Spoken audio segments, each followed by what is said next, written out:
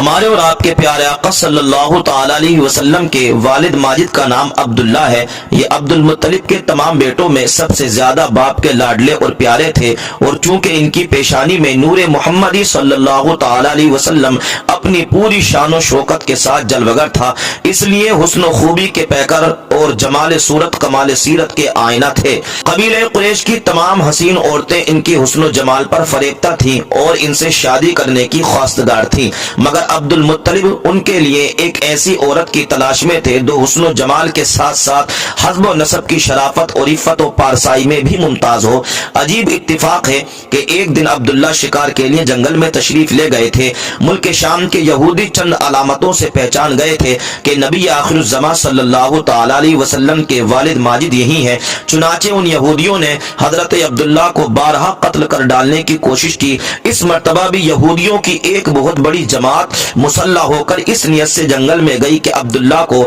تنہائی میں دھوکے سے قتل کر دیا جائے، مگر اللہ تعالی کی حفاظت نے اس مرتبہ بھی اپنے فضل و کرم سے بچا لیا۔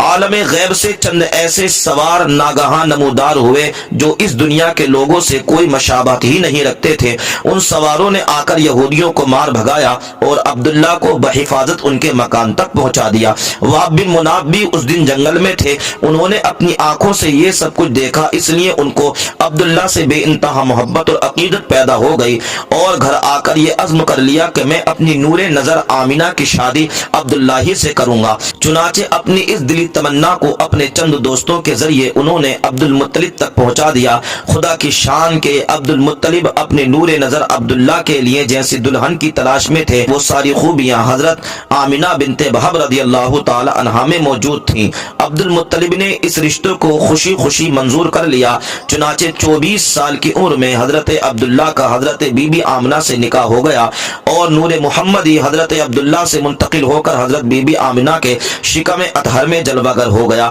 اور